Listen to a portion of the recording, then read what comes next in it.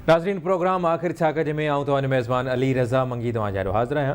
नाज़रीन मुल्क में एक अरसे खां वठी जॾहिं इतिहादी हुकूमत हुई उन खां पोइ उन जी हुकूमत वञण खां पोइ निगरान हुकूमत जे अचण खां या अॼु ताईं इहा ई ॻाल्हि हले पई त छा मुल्क में इलेक्शन थींदी, छा मुल्क में इलेक्शन न थींदी, या मामला कहिड़ा आहिनि।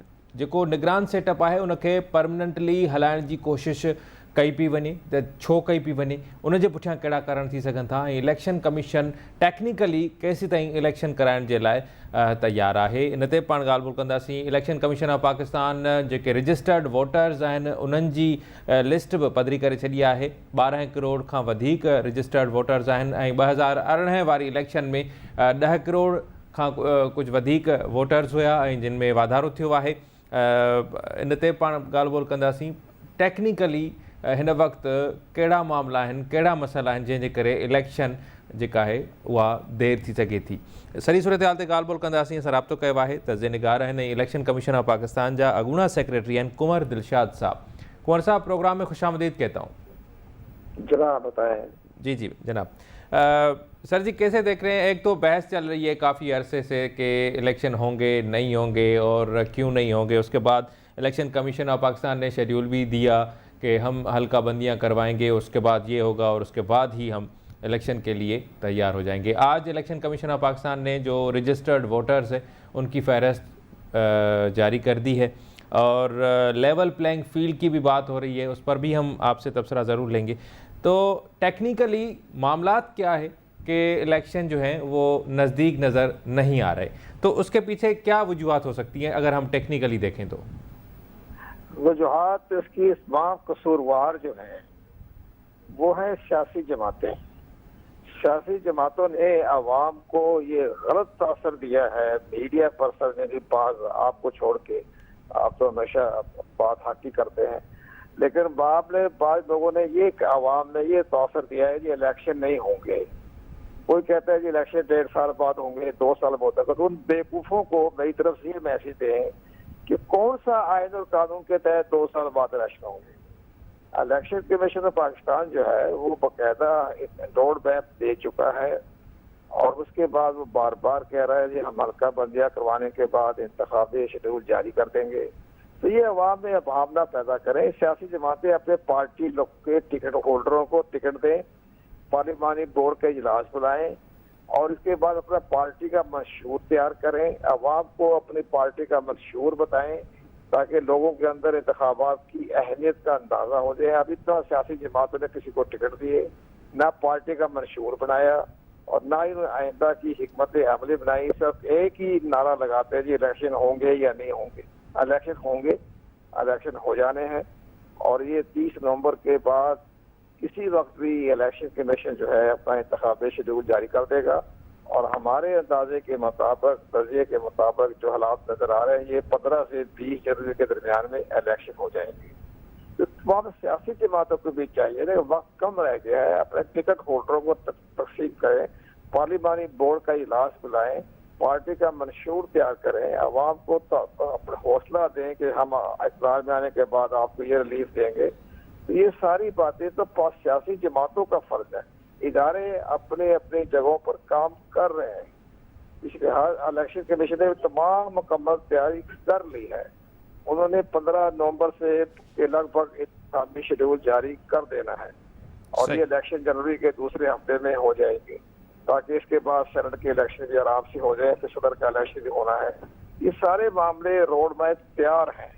सियासी जमातों को अपने अंदर की जो कमजोरियां हैं, आपस में लड़ाई झगड़े, उससे बालातर होकर अपनी पार्टी का मंशूर तैयार करें। अब सियासी जमातें एक दूसरे पर इल्जाम तराशी कर रहे हैं। पहले तो ये 16 महीने इक़्तिदार में रहे, इक़्तिदार में रहने के बाद अब ये अपने मफादात के तहत अब ये एक दूसरे के खिलाफ बातें कर रहे हैं। तो अवाम इनकी बातें सुनकर इनसे दूर होती जा रही है, मुतनफ़र होती जा रही है। और जब ये इलेक्शन में हार जाएंगे, पूरी तरह शिकस्त खा जाएंगे, इनकी जबान पे जब्त हो जाएगी, तो फिर ये किसी इदारे को इल्जाम लगाएंगे। अच्छा कुंवर साहब, अक्सर जी कुंवर साहब माजरत होती जा रही है जी। तो अक्सर इलेक्शंस के बाद 14 महीने इकट्ठे रहे, हुकूमत की मजे लूटे, 150 मुल्कों के दौरे कर लिए, और इसके बाद ये कहते हैं कि एक दूसरे के बातें कर रहे हैं। आवाम को आप रिलीफ दें, बिजली, पानी, गैस, रोजगार, उसके दूर के बारे में अपना कोई फलसफा दें, मंशूर दें कि जी हम इक़्तिदार में आएंगे तो आपको ये रिलीफ देंगे। ये तो आपस में लड़ रहे हैं, वहां से क्या लड़ते रहे, हमारी तरफ क्या मामला है कि हाथों में खंजर दे दे, लड़ते रहे, मरते रहे, आवाम को क्या ताल्लुक है। सही। अच्छा कुंवर साहब, आमतौर पर इलेक्शंस के बाद एक इल्ज़ाम सामने आता है कि इलेक्शन कमीशन ने जानिबदाराना किरदार अदा किया। पार्टियां जो ये तो एक अलमिया कहें या इसको हम क्या नाम दें कि जो पार्टी शिकस्त खाती है तो वो कहती है कि इलेक्शन में धांधली हुई है, और जो कामयाब होती है तो वो कहते हैं कि शफाफ इलेक्शन हुए।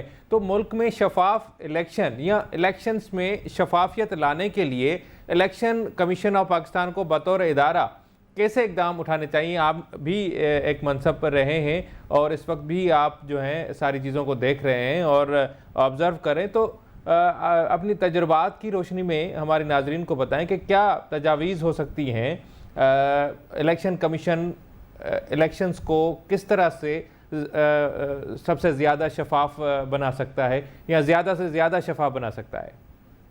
इलेक्शन तमाम बिल्कुल शफाफ इंतखाबात हो गए हैं। जिसने भी गड़बड़ की वो इनफरादी की किसी को बाकायदा हर सियासी जमात में जब भी इलेक्शन होते हैं तो इनफरादी तौर पर गड़बड़ करते हैं, बाकायदगी, बेकायदगी, बेज़ाब्तगी के मरतकब होते हैं। ये हर जगह होता है, हर पार्टी में होता है, हर मुल्क में होता है। तो इस लिहाज से कोई मुनज़्ज़म गड़बड़ नहीं होती।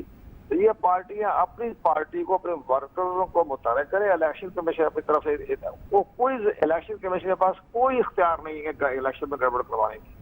ये गड़बड़ करवाते हैं पार्टियों के जो उम्मीदवार होते हैं, वो कोशिश करते हैं, तो वो गड़बड़ होती है। उसमें जाहिर है बाद में इलेक्शन ट्रिब्यूनल में जाना पड़ता है। लेकिन बहरहाल इलेक्शन कमीशन के पास कोई ऐसी तजवीज़ नहीं है कि कहें जी हमने तो इलेक्शन जो है वो कोई बेकायदगी रोके, वो तो कोशिश करेंगे, जहाँ बेकायदगी हुई इलेक्शन दोबारा करवा देंगे। लेकिन बहरहाल ये सियासी जमातों का वतीरा है, ये एक तरीकाकार बन गया। जो इलेक्शन में हारेंगे तो जिम्मेदारी इलेक्शन कमीशन पर डाल दें। अब इलेक्शन कमीशन में पाकिस्तान जो है वो अब इंडिया की तरह इतना आज़ाद खुद मुख्तार है नहीं। इंडिया के अंदर यह है कि अगर कोई party election commission of India पर इतराज़ात करती है तो इलेक्शन कमीशन ऑफ इंडिया उस पार्टी को खिलाफ कानून करार दे देता है, जिसकी दूसरी खौफ डर की वजह से कभी वो इलेक्शन कमीशन इंडिया पर अटैक नहीं करते। यहाँ इलेक्शन कमीशन पाकिस्तान किसी मेंबर को डिस्क्वालीफाई नहीं कर सकता, वो सुप्रीम कोर्ट से, हाई कोर्ट से स्टे ले लेते हैं। अब एक कासिम सूरी साहब को उन्होंने बेकायदगी उसकी नाहल करार दिया था, तो सुप्रीम कोर्ट ने उसको रिलीफ दे दिया। सुप्रीम कोर्ट चली गई, हाई कोर्ट चली गई, अता बंदयाल अपने घर दफा हो गया, चला गया। उसका केस सामने नहीं आया कासिम सूरी साहब का। उसको नहीं कहा कि हमने इसको स्टे दिया हुआ तो हम केस को सुन लें, इस केस को सुन नहीं किया। अता बंदयाल से पूछे कि तुमने इस दामाद को क्यों रखा हुआ था अपने पास, 5 साल तक तुमने उसका केस ऊपर ही लेके आए। तो ये लोग पूछे उसे, सुप्रीम कोर्ट गलत काम करती है, हाई कोर्ट गलत काम करती है, स्टे दे देती है, 5-5 साल तक वो हुकूमत करके चले जाते हैं, पूछने वाला कोई होता कोई नहीं। तो ये सारी चीजें जो है अभी जस्टिस काजी फाइसा साहब सीधा करेंगे इनको। वो एक बेहतरीन जज आ गए सुप्रीम कोर्ट ऑफ पाकिस्तान में, वो इनको सीधा करेंगे। वो पूछेगा उम्र बख्तियार से कि तुमने काफी सूर्य केस जो है था क्यों नहीं तुमने अदालत में लेके आए, क्यों इसकी समाप्त की, क्यों तुमने फिलहाल हुक्म इत्मीनान जारी किया हुआ, ये पूछेगा उम्र बख्तियार से, ये अपने काजी फाइसा साहब। सही, बहुत शुक्रिया कुंवर साहब, आपने हमें टाइम दिया। नाज़रीन, उम्मीद कयूं था त इलेक्शन वक़्तसिर थींदियूं। इलेक्शन थियण खां पोइ उम्मीद करे सघिजे थी त मुल्क में सियासी इस्तेहकाम ईंदो ऐं सियासी इस्तेहकाम खां पोइ मुल्क जी मईशत ऐं मुआशी मामला बि बहितरी तरफ़ वेंदा। प्रोग्राम जारी आहे, वठंदा ब्रेक।